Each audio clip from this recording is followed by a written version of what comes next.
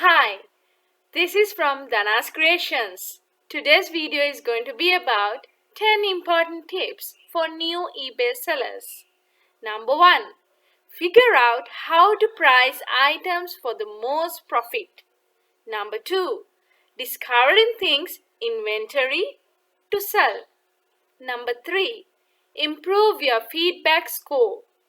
Number 4. Comprehend seller limits. Number 5. Avoid selling problematic items. Number 6. Get the right supplies. Number 7. Choose the right listing type. Number 8. Is free shipping a good idea? Number 9. Learn to package and ship items properly. Number 10. Offer a fair return policy. Learn to price items for the most profit. Before posting anything on eBay, understand how to price your item. One of the biggest mistakes new sellers make is looking at retail value, active eBay listings, or going by what they paid for an item recently or any number of years ago. Since eBay is its own universe, you will be very disappointed if you assume that you will sell items at retail prices. True to the nature of an auction, an item on eBay is only worth what someone will pay. To find out what eBay buyers have already paid for items similar to yours, look at completed listings, which shows historical sales data, not asking prices. It works just like real estate. A realtor prices a home according to what similar homes have sold for, not what someone is asking. This video explains how to gather price data using eBay's completed listing filter. Finding things inventory to sell. The average American home contains thousands of items from paper clips to automobiles. You already have plenty to sell without having to buy anything. You just don't know which of the items in your home value on eBay. Start going through your home room by room and looking up items on completed listings. Look up everything, even if you don't think it is worth anything. You will be shocked. Some examples of items that have value on eBay but don't seem like they would sell for much include lids from pots and pans, empty perfume bottles. People collect them or use them for home decor. Any kind of craft supply, sewing, perler beads, scrapbooking. Broken jewelry and watches, people buy them for parts. Pantyhose, used for crafts, gardening, computer fan covers. Unopened cosmetics, razors, batteries, anything new in the package. Empty printer cartridges, school supplies. The list is really endless. Choose items that will sell for less than $50. Since you are a new seller, you don't want to be a target for a scam. Also, learning while selling inexpensive items will take the pressure off. You're going to be learning how to ship, answer customer inquiries, and navigate your seller dashboard, so it is best to work with low dollar items at first. Furthermore, choose items that are easy to ship. Avoid breakables, very large items, or items with multiple pieces. Keep it simple at first while you learn. Improve your feedback score. Every member of eBay has a feedback score based on their trading experience. The number is a combination on both buying and selling transactions.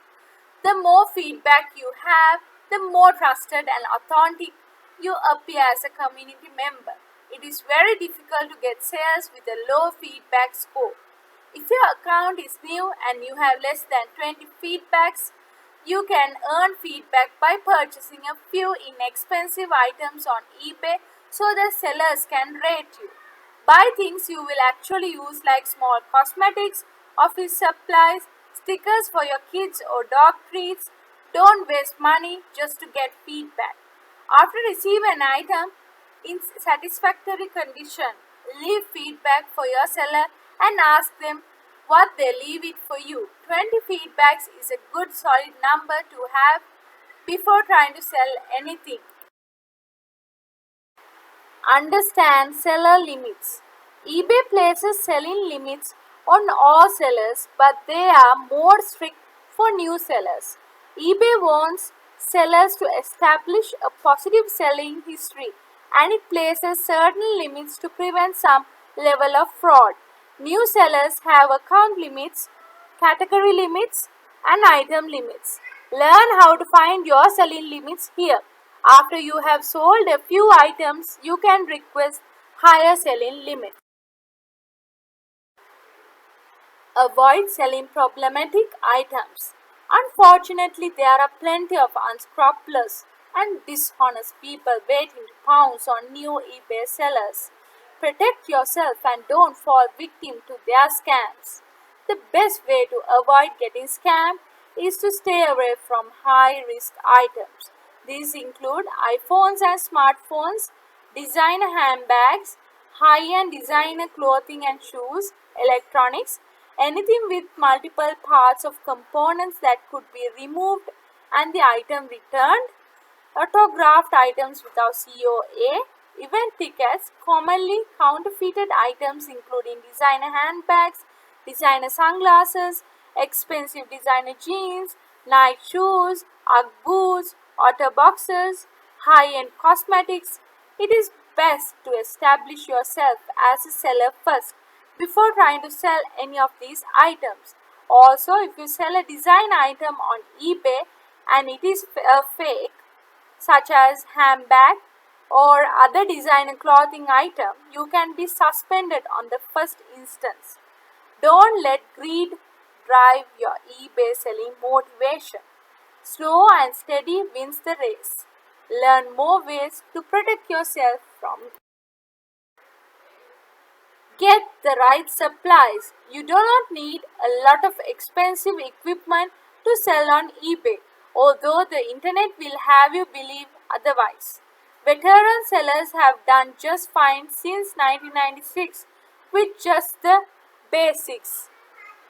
Before the after eBay market appeared with a plethora of listing tools, photography equipment, photo editing apps, and research tools. All you really need is two pieces of plain white poster board to make a solid background for photos, a scale to weigh items when listing and when shipping. Shipping supplies get free priority supplies from USPS. Order polymailers on eBay for first class items. Choose the right listing type, auction or fixed price. Which is better? Well, it depends on who you ask. There are advantages and disadvantages to each. Auctions aren't what they used to be on eBay, so make sure you start your auctions at an acceptable price even if you only get one bid. Fixed price listings may take longer to sell, but you can often get a higher price if you wait for the right buyer.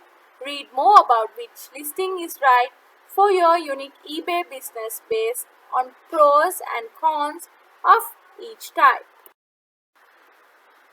Is free shipping a good idea? There are two camps on this issue. Experienced veteran sellers are really divided here. Free shipping isn't really free. You will build the shipping cost into the price of the item. Calculated shipping is really the fairest way for the buyer and the most accurate way for both buyer and seller.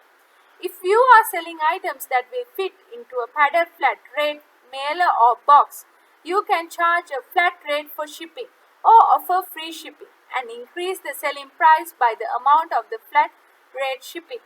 eBay charges fees on both the sale price and the shipping cost, so you won't save any money on eBay's fees by offering free shipping. Definitely never offer free shipping on large or heavy items. You can take a big hit on shipping. if the item ships to a buyer geographically far from you.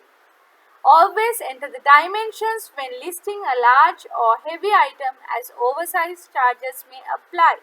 If the shipping fees are too low and you didn't charge enough, you will have to absorb that cost. Learn to package and ship items properly. One of the biggest stumbling blocks for new sellers is packaging. This is a skill that anyone can learn with practice and patience. Thankfully, there are thousands of tutorials on YouTube that show how to ship different kinds of items using creative materials like pool noodles and egg cartoons.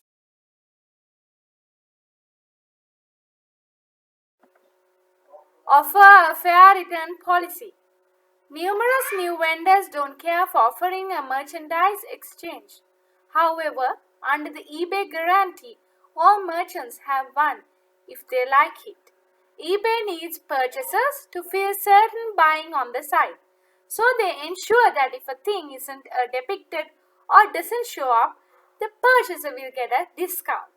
As a dealer, you need to do all that conceivable to beat the opposition and convince a purchaser to pick your posting over the contenders. A reasonable merchandise exchange does precisely that for a couple of reasons. eBay rewards merchants who offer a 30-day or longer merchandise exchange by giving them a lift in list items.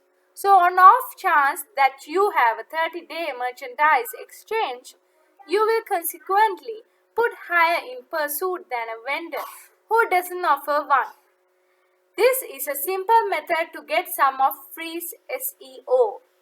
Purchasers likewise search for dealers who offer a merchandise exchange, as this assembles trust. Dealers who don't offer returns might be seen as crude, untrustworthy, or unaccommodating. Try not to stress, you won't be giving discounts left and right. Most purchasers who request a return never get around to doing it. Countless return demands are shut by eBay on the grounds that the purchaser neglected to transport the thing back. You can likewise remember this verbiage for your merchandise exchange.